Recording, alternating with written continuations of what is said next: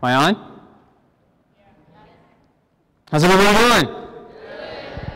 Are you guys awake? Are you sure? Oh, come on. I had to get up and drive an hour or two here. I should be awake, so you should be awake too. Well, my name is Gabe, and I'm from Seattle, Washington. Do you guys know where Seattle, Washington is? Yeah. Very good. Now, I want to try something really quick, just because I want to try and prove a point. But I want you to think of how old you might think I am. Just think of don't think of the first number that pops into your head, because I'm probably not that old. But think about it. Just think about how old you think I am. You guys got your numbers? Raise your hand if you want to. Yes. Raise your hand. Yes. Yes. 21? 25? 26? 18? 19? 17? 28? 24? 22? 23? 27?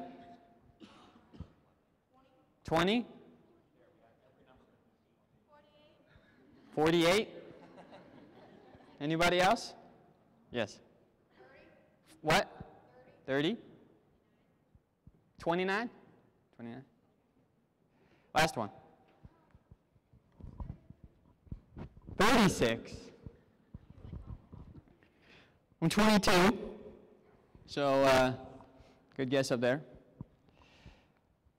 It's funny because sometimes when I go to the elementary schools, they think I'm like 50 or 60 years old. So, I must hide my age very well if I'm that old. I'm just kidding.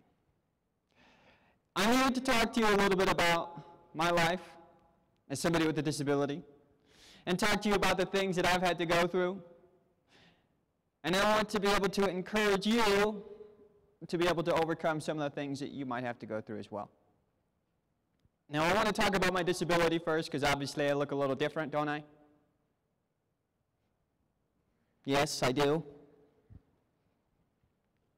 I was born with a rare birth defect that deformed both my arms and my legs. The name of my disability is pseudo-thalidomide tetraphocomelia. Pseudo-thalidomide tetraphocomelia. It's a mouthful, I know.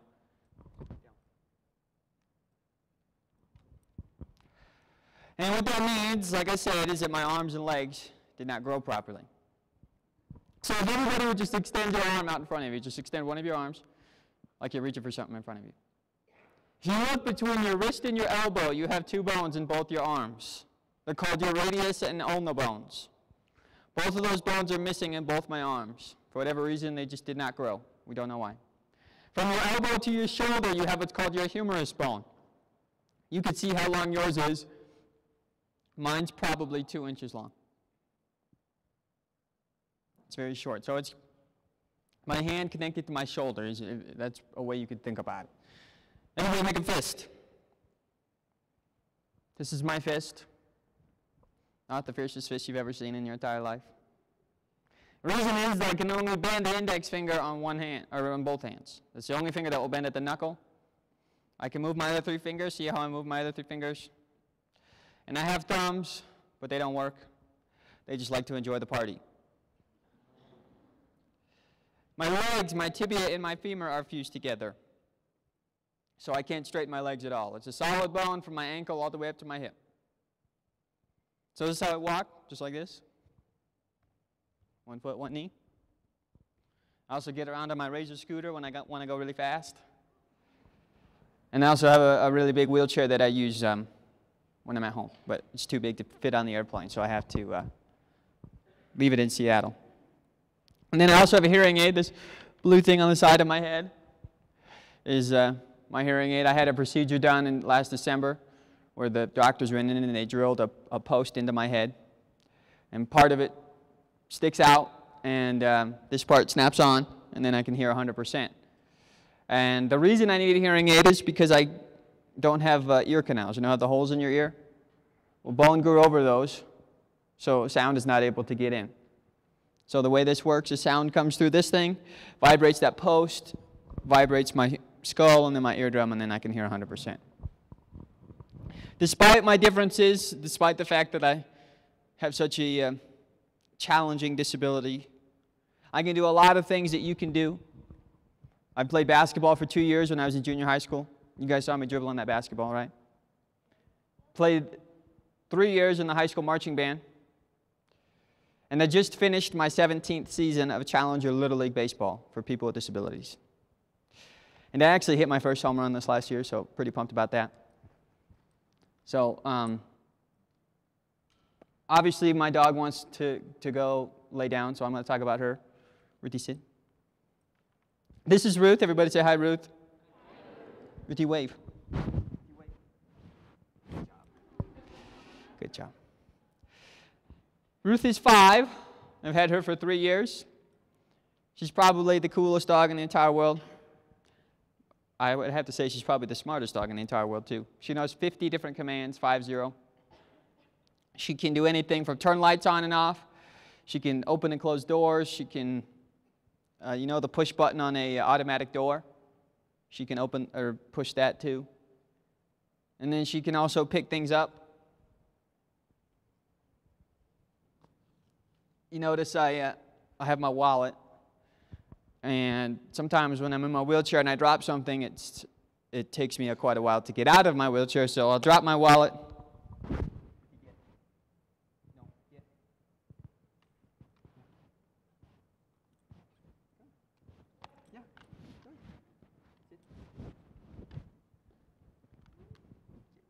Good job. Way you go. Good job. Hey, hey, hey. Right here. One more.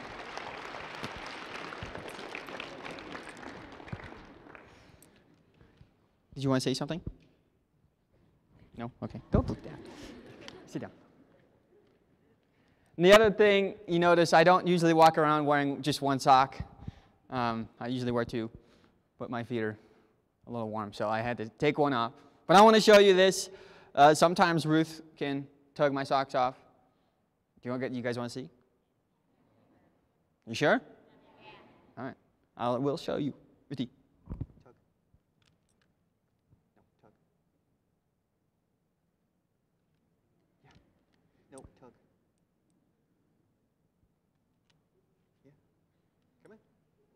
Come on, tug. Good job. Way to go. Hey, hey, one more time. One more thing. One more thing. And then the last thing Ruth knows how to do very well, is sometimes when I'm having a bad day and I need a hug. I probably have the best hugger in the entire world right here. Would you guys like to see her give me a hug? You sure? You really sure? Yeah. Can I have a hug? Can I have a hug?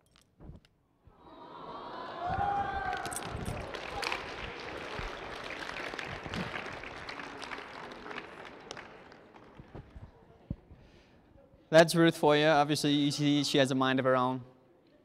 She likes to do what Ruth wants to do on her own time. So, but she's a good dog. I enjoy her a lot. I want to talk about an acronym I came up with for the word clear. Everybody say clear.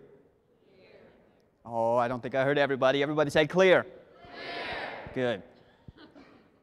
I came up with this as 5 things to show people just like you on how I've been able to be successful in my life, given the situation I was given. And I think it's 5 things that you can use in your life to be successful in the situation that you are in. You know, when you're driving at night, it's probably not a good idea to wear sunglasses while you're driving at night, right? You can't see very well if you have sunglasses on at night, right? When you're driving and you can't see where you're going, you're not going to be a very good driver. You're probably not going to be able to see the road or see where you're going, where your end destination is. You probably won't know what it looks like because you can't see it. Your perspective is off. You can't see where you are going. But if you have the ability to have a clear perspective, if you can take off those sunglasses and turn the lights on in your car, you can see where you are going. You can see where the road is. You can see your end destination when you get there. You can see it. That's what you can do with a clear perspective. When you can see things. So I want to go over each one of these letters. And hopefully you walk away inspired and encouraged to be successful. The first letter is C, which stands for courage. Everybody say courage. Very good. Now, I've had to have a lot of courage in my life because somebody like me, in my situation, I'm not expected to go very far in life. Society tells somebody like me that I'm not allowed to have my dream job. I'm not allowed to make the amount of money I want to make. That's what society tells me. But I'm not like that. I don't like being held down by things. I'm a go-getter. I'm an outgoing person. So like I said, I played basketball for 2 years when I was in junior high school. So I went to my parents. I said, Mom, Dad, I want to play basketball on the 7th grade team. What do you think? And they said, well, Gabe, you're 3 feet short. The hoop is 10 feet tall. There's a little bit of a height difference. I said, I know. But the first thing that came out of my mouth, no joke, this was the first thing that I said. I said, well, the only thing I'll have to worry about is that if they foul me, I can't shoot my free throws. That was the first thing that I thought of. I could have easily said, well, I guess you're right. You know, the kids will be taller, the kids will be faster. I probably wouldn't do well. No. The first thing that I was worried about was being the worst free throw shooter on the team. So my parents, they said, okay, we'll go ask the coach and see what he says. So we went in and we set up a meeting with the coach. Right before we set this meeting up, I was sure he was going to say no. I was sure that he was going to say, Gabe, you're not tall enough. You're not fast enough. You can't shoot, so you won't be able to score. You won't help the team. I was sure he was going to tell me that. But I wanted to find out what he would say. So I went in and I asked him. I said, Coach, can I play basketball on the 7th grade team? And it took him about 2 seconds to answer. And he looked at me and he said, yes. So I was happy. I was through the roof excited because I got to play on the regular team, on a regular team with kids just like you. I got to play. I had 2 career assists over the 2 years that I played basketball. So I made it in the book. Now, there are a few things that had happened to me that I did not necessarily want to happen, but they did, and they were pretty cool. Right after my last basketball game, the local news station came down and did a story on me. Just about how this team let me play. And then after that, the Seattle Times called and wanted to do an article on me. Do you know who the Seattle Times is? They wanted to do an article on me, so they did. Do you know who the Seattle Mariners are? The baseball team out in Seattle. They called and they said, "Yeah, we want you to throw out the first pitch at a Mariners game." So I said, "Okay." So I threw out the first pitch at a Mariners game, April 13th, 2003. That was my 13th birthday. The same date that article came out. Now get this. On my golden birthday, that article came out. I threw out the first pitch at a Mariners game, and then the Mariners won in the 13th inning. Pretty cool, huh? Do you guys know who Good Morning America is? The talk show early in the morning. I was on their show. Do you know who Oprah Winfrey is? I was on her show as well. Where I got to meet the cast of Spider-Man, Tobey Maguire and Kirsten Dunst. And then I got to meet my hero, in my opinion, the best baseball player to ever live, Cal Ripken Jr. Now, young people, that was probably the funnest summer I've ever had. And like I said, that was not something that I wanted to happen, though. To be honest with you, I don't really even like talking about it. But I tell that story to you because it shows you what a little ounce of courage for a young man who was 3 feet 4 inches tall did. that he got to inspire probably millions of people that watch those shows. And tell them, say, have courage to try those new things, and you never know what will happen. How many of you play sports? How many of you do music? How many of you do drama or acting? Awesome. Every single one of those things requires you in one way or another to try out. To try to get on the football team or the baseball team. To try to get first chair in your band. To try to get lead part in your play. You have to try. I want you to have courage to try those new things. Because like I said, you have no idea what could happen. Who knows? Maybe the next greatest sports athlete is in this gym right now. Maybe the next greatest musician or singer is sitting in this gymnasium right now. Or maybe the next greatest actor or actress is right here. You do not know until you try. Have courage to try those things. Courage also goes with reaching out to people. Reaching out to the kids in your school. Reaching out to the people in your community. Which is why my next letter is L, and it stands for leadership. Everybody say leadership. Now, leadership is very important to me. Because I believe that it's important to be a good leader in other people's lives, and I think it's important to have a good leader in your life. Somebody that can help you grow. Somebody that can change you. Somebody that can be there for you if you make a mistake. Having somebody like that in your life is very important. I have somebody like that in my life, and his name is Zane. He's my older brother. He is what I like to call able-bodied. So his arms are long and his legs are like yours. And he pushes me to do things that I don't think I would have been capable of doing without my brother Zane. And we get along great. I love my brother Zane. And he's been a leader in my life for 22 years, and he'll be a leader for my life in the next 22. My brother Zane just became a dad. So I'm an uncle. I'm flying home tomorrow. So when I get up on Saturday morning, I'm going to drive over to their house, and I'm going to see that little girl's face. And I can't wait. I am so excited. It's pretty cool how that works, though, that my brother can be a leader in my life for 22 years, and then he has a little girl, and then I can be a leader in her life. So then when she's 10, 15 years old, she could say, you know what, I look up to somebody, and his name is Gabe. I said my brother was 3 years older than me. Where I come from, we have 3-year high schools. So I started as a sophomore. So when I went into high school, my brother was not there. I did not have my brother to lead me through high school. Now, before I went into high school, in elementary school and junior high school, I had probably more friends than you could even think of.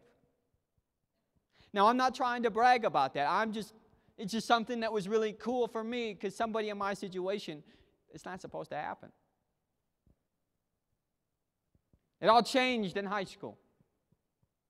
I went from having all these friends that I did in junior high and elementary school.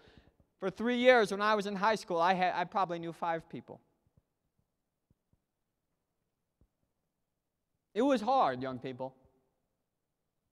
It was a very lonely time for me for 3 years. It was probably the hardest thing that I've ever had to go through.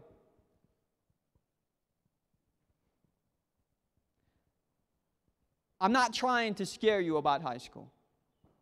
That's not my goal here. I'm just trying to tell you what my reality was at that time. And to encourage you to not ever let that happen to anybody in this room. Because it is hard. Now, I made it through. I graduated through high school and I went to college. So I made it through. You know, some of these kids, they did make a conscious decision to treat me different because I look different. They did. And I realized that. I understand that. But it's something that I had to accept.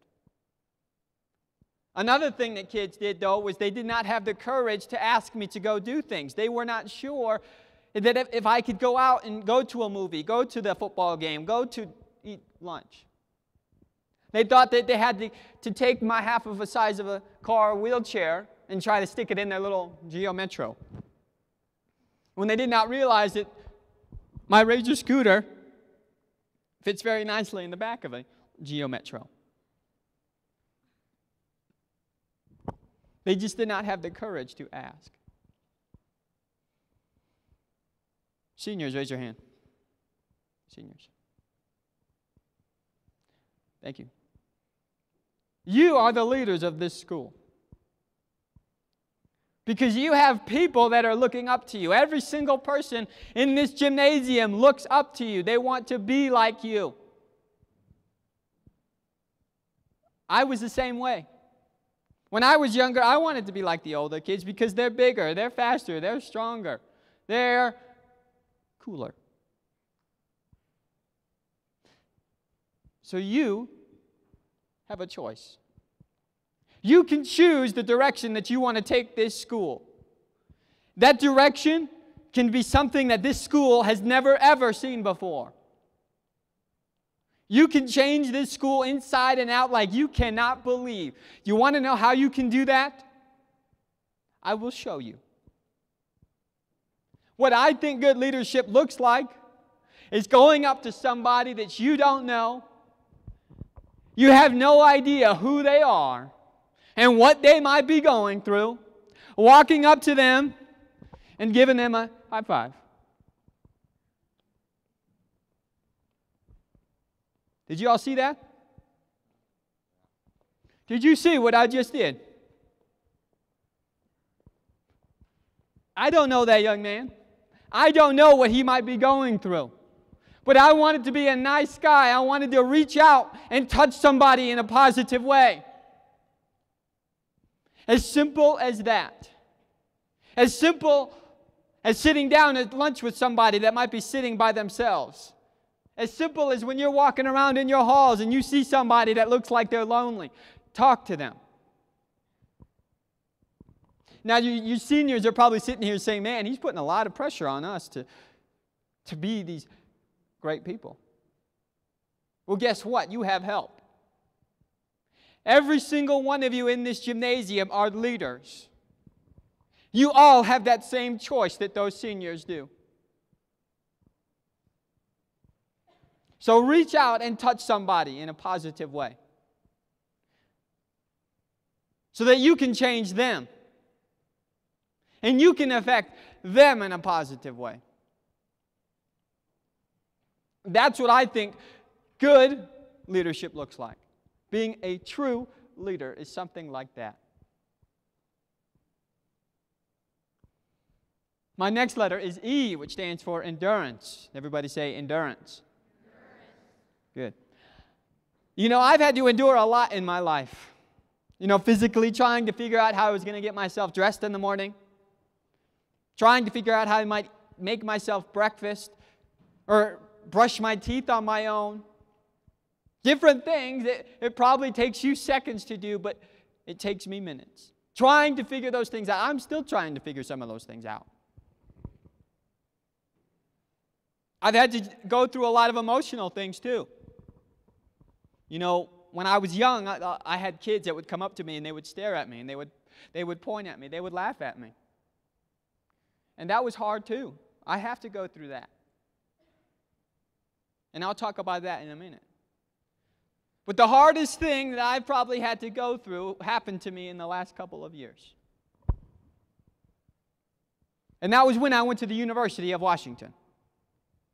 Now, I love standing in this gym because the University of Washington's colors are purple and gold. So I feel like I'm right at home sitting here in purple and gold. I bleed purple and gold. It's probably like some of you do. You cut me open and there's probably purple and gold coming out somewhere. I'm a huge Husky fan. So when I got into the University of Washington, I was over the roof excited. And I still am excited to be a Husky. I see that Husky shirt right there too, by the way. I like that.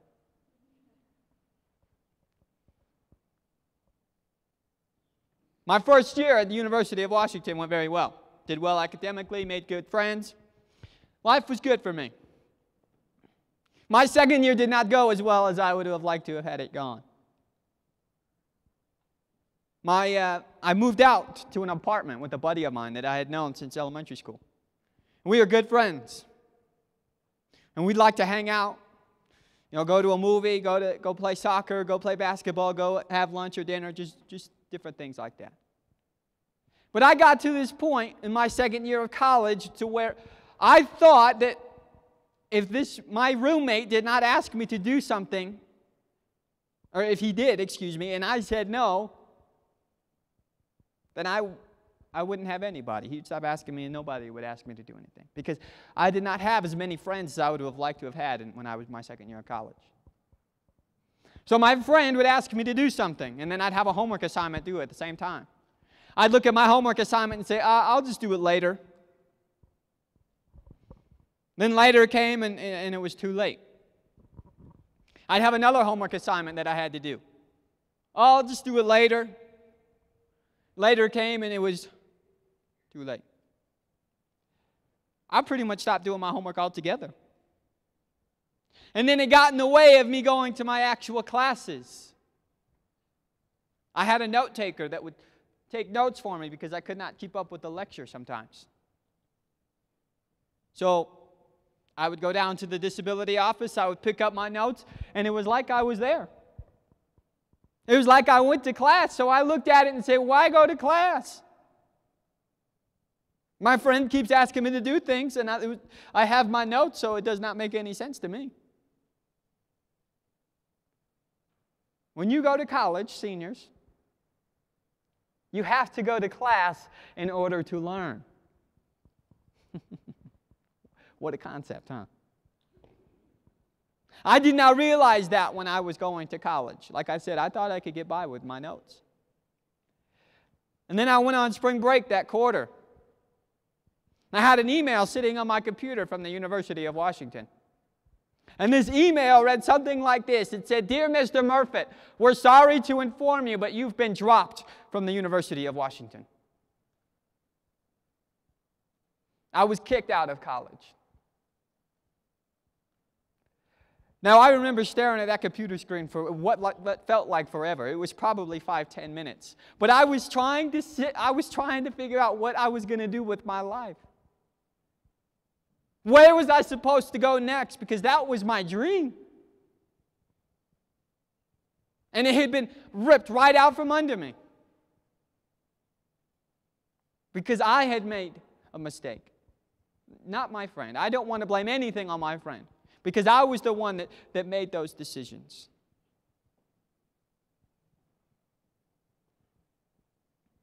So my parents, they said, "Gabe, we want you to move home." So I did.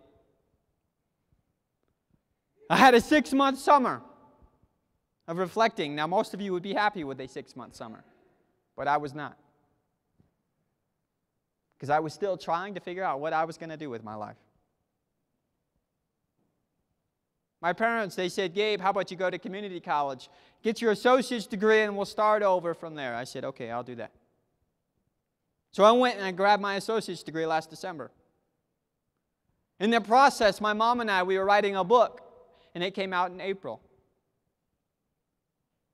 And I can stand here today and tell you about all the things that I've had to go through, everything that life has thrown at me, and tell you that I've made it through.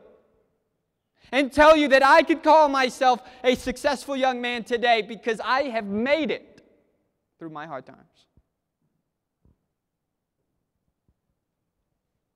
Now, none of you can relate to that story, none of you students, because you have not been to college yet. But maybe you're saying, "Gabe, I'm going through something that you probably can't relate to," and that's probably true. Maybe your parents just got divorced. Or maybe they've been divorced for a long time and you're not quite sure how to deal with it. Maybe somebody in your family was just diagnosed with an illness, or maybe you were just diagnosed with an illness. Maybe you're going through the same thing that I went through in high school. You're going through something in your life right now that is hard, that you do not know what to do with, that it feels like everywhere you turn, your problem is right in front of you. You can't get it out of your head. You don't know what to do. I want you to do something for me. I want you to hold on to who you are. I want you to hold on to what you were created to do, because every single one of you in this gymnasium, teachers included, are going to do something great in this life. You are going somewhere in this life, young people, and it's going to be amazing. What you are going to do is going to change the world. I believe we're a part of an important generation, because I'm a part of the same generation. I believe that this generation has the ability to change the world in a positive way. And guess what? We're going to do that. Because of kids like you. If you can endure, if you can get through your hard times, you will get to where you want to go. I realize that things aren't easy, young people. I realize that. Along the way, I asked for help. I went to a counselor when I went to high school. I'm not ashamed to admit that. For 3 years, I went to a counselor trying to figure out why this was happening to me. Do you know what my counselor said to me? My counselor said to me, I have a plan and a purpose for my life. My plan and my purpose for my life is to do what I'm doing right now. And I'm having a lot of fun doing it.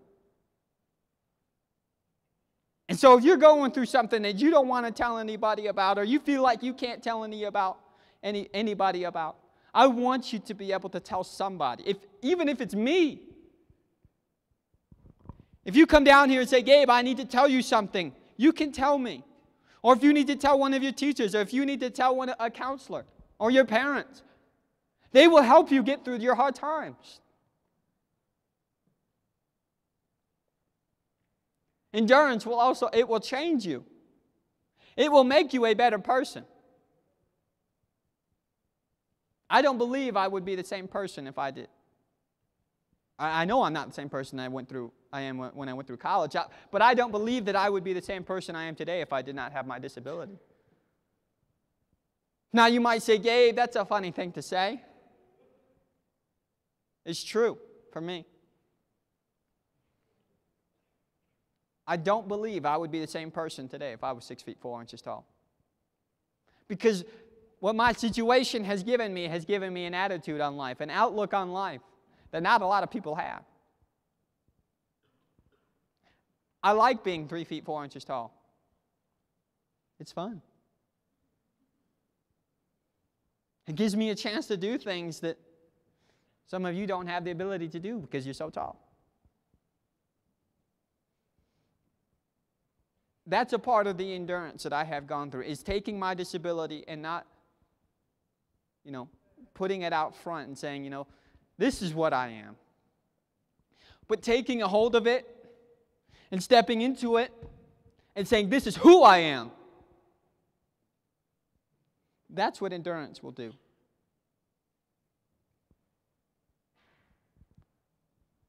The next letter is A, which stands for attitude. Everybody say attitude. Now, I've had to have a positive attitude through my whole life because there's been a lot of things thrown at me. When I was growing up, I had kids that would make fun of me, that would laugh at me, that would point at me, that would stare at me. They would even go as far as putting their arms in their shirts so that they could look like me. I did not like that when I was growing up. I would get mad. I would get upset. My parents, they were able to help me see something different. They were able to help me reframe the situation. and see it in a more positive way.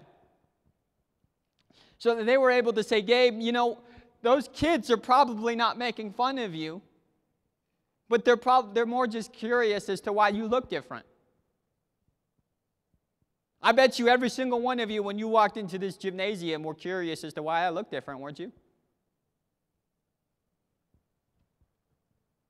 You were probably wondering how I was dribbling that basketball, weren't you?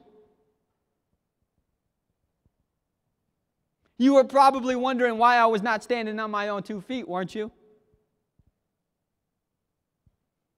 The reason I am shaking my head yes is because I know that you were curious. You don't want to tell me because you're afraid you're going to offend me. You're not going to offend me. It's okay to be curious. It's okay to wonder. I want you to.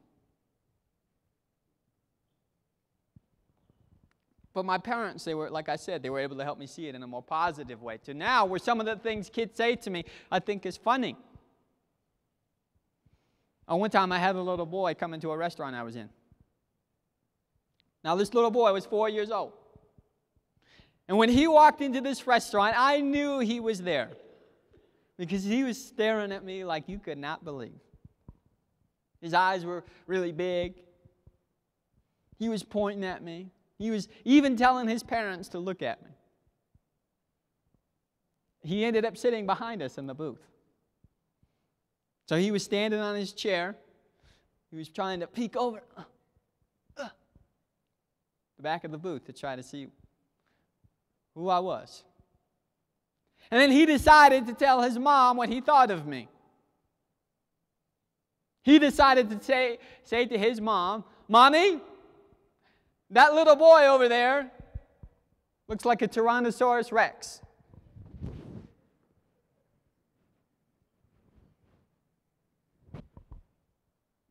Now I remember looking at my parents and asking this question, saying, did that little boy just call me a prehistoric dinosaur?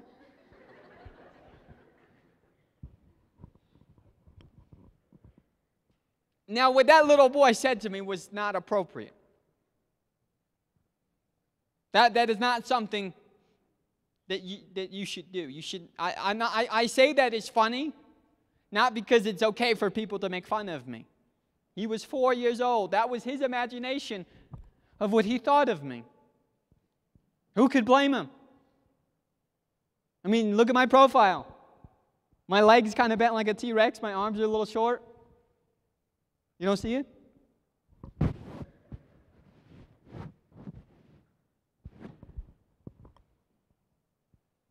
Like I said, he was 4. You know, it gave us an opportunity to educate him and his family, his parents, because his parents were as embarrassed as anybody.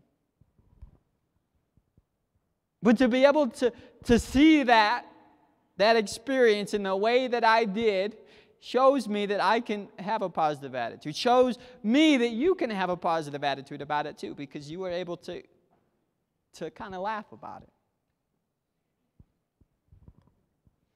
You know, reframing the situation, it will help you a lot.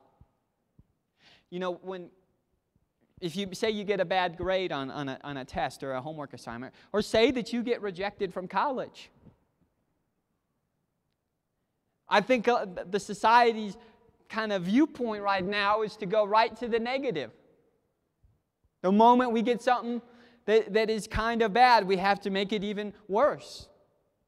How about this? How about we reframe the situation? How about we look at that situation and say, you know what? I'm going to study harder. I'm going to do better on my next assignment so I can get a better grade. And I can do better in school. Or when you're in college, or when you're going to college and you get that rejection letter, you can look at that and say, you know what, I'm going to apply to 50 more schools that were 10 times better than that school, and I'm going to get into one of those schools. That's what you can do. Reframe the situation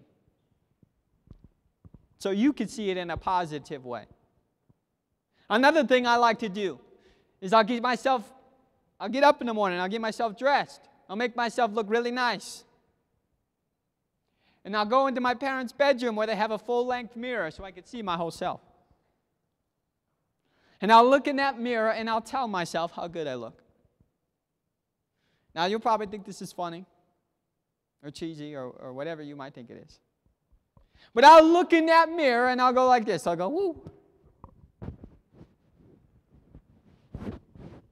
You're looking really good today.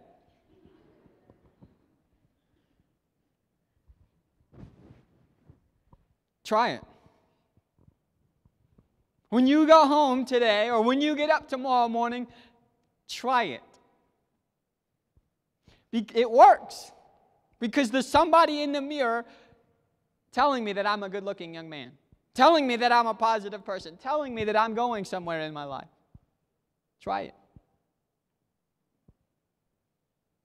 You know, something else I like to do as well is I tell myself how good I'm going to do before every speech. Before every presentation, I tell myself that I'm going to do the best job that I have ever done. Now, you might be sitting here saying, hey, you're just being cocky. No, I'm not being cocky. I'm being confident in myself and my ability to deliver a presentation. So when I tell myself those things and I'm done with my presentation, I could say I just did the best thing I ever did. Tell yourself those things. Tell yourself positive things.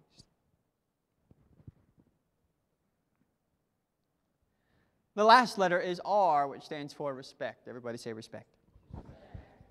I've broken respect down into 3 things. Respect your teachers and your parents.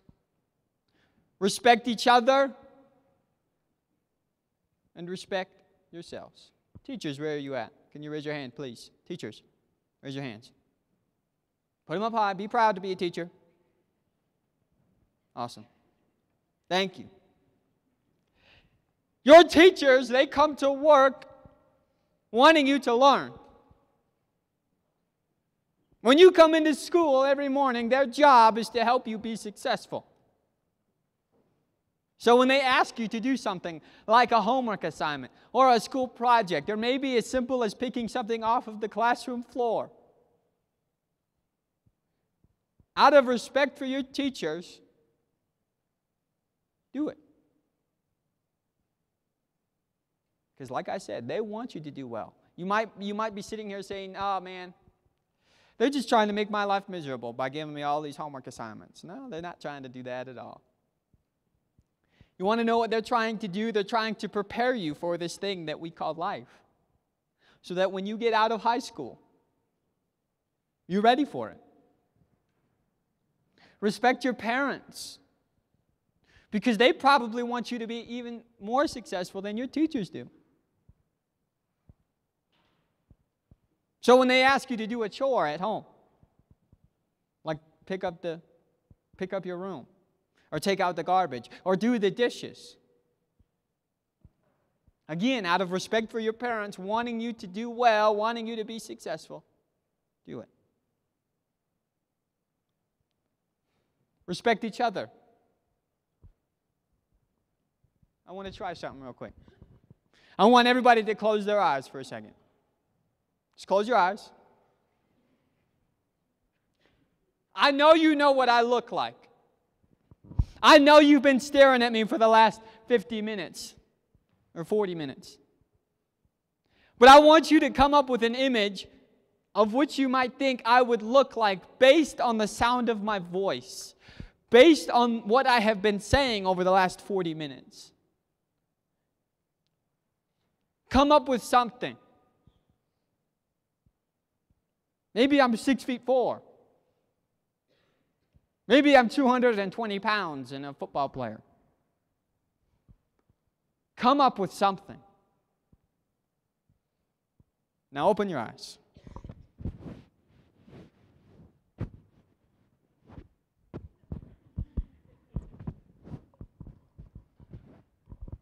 Am I what you came up with? Be honest with me. Am I what you came up with?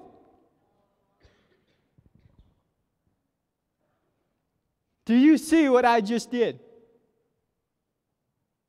Do you see how that works? that you can sit there and you can listen to some random guy from Seattle, Washington talk for 30 seconds with your eyes closed, and you could come up with an image of what he might look like based on the way he is talking. And you can come up with this image. And then you open your eyes, and guess who's on the other end of the microphone? Me.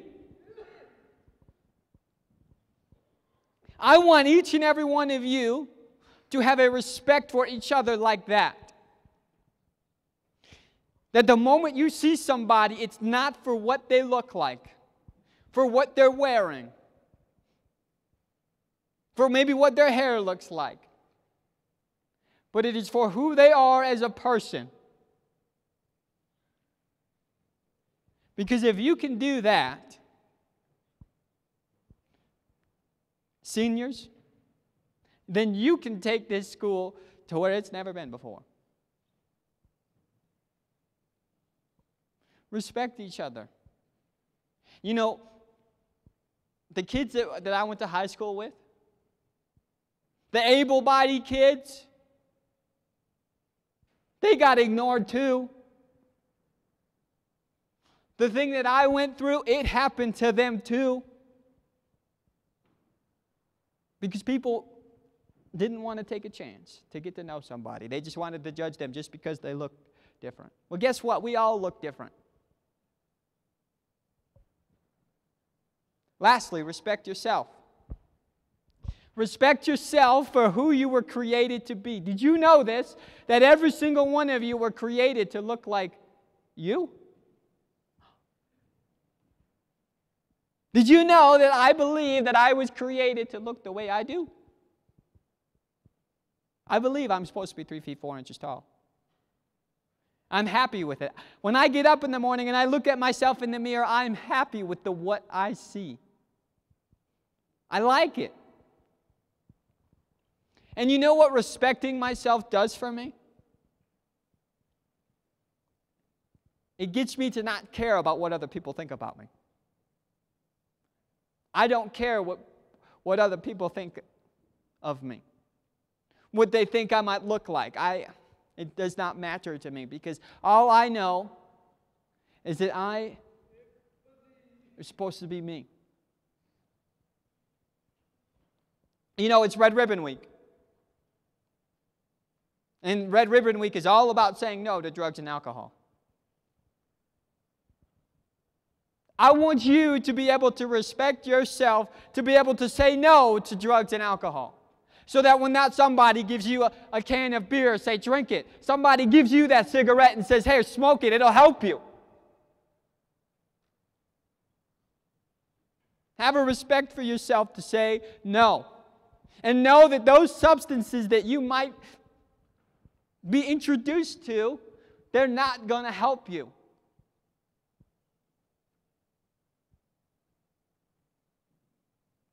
Now, I don't want to judge you. I'm not saying that if you have already done those things that you can't be successful. I am not saying that. What I am saying is that if you can say no to those things, in the position that you are, you will be successful.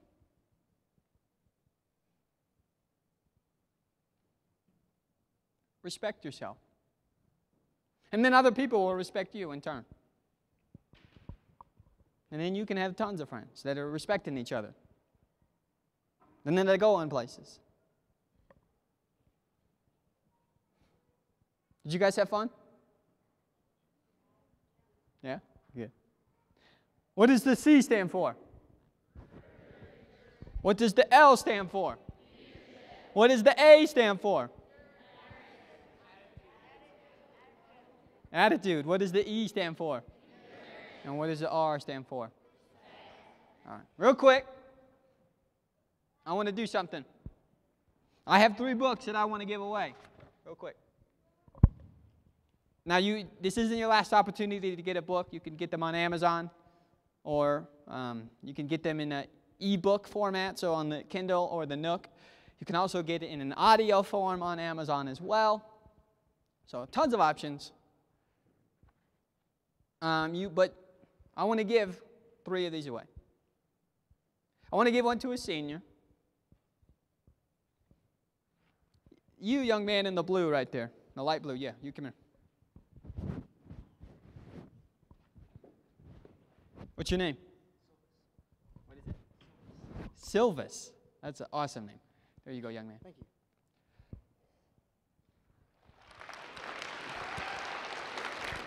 I want to give one away to a 6th grader. 6th graders, where are you at? You know what? I want to give one to these kids over here because they came 10 miles to come see me talk. You in the Green Bay Packers jersey.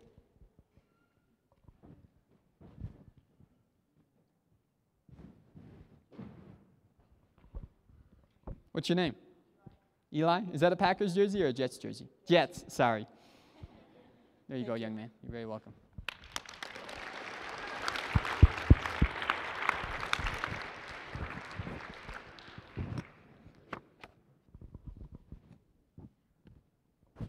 I want to give one away to a junior. Raise your hands if you want one. I don't want you to be all bashful. The one in the neon green, you raised your hand first. What's your name? Jordan? Thank you. There you go, young lady.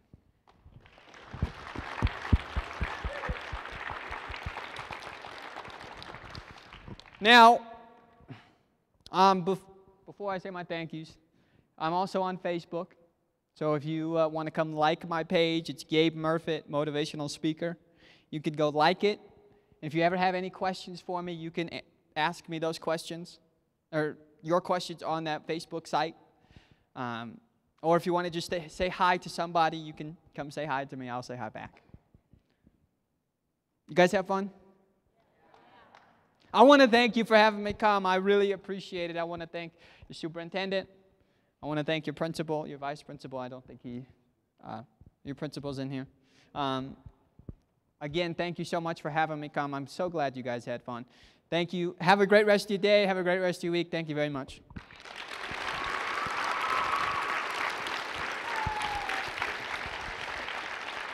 Real quick. I think the elementary school is supposed to be in here pretty quickly at 45, right? At 45? So I'm just going to stay here. So if I gave you a book, I want you to come down so I could sign it real quick. Also, if you want to come pet Ruth, real quick, you can come pet Ruth. So again, thank you very much.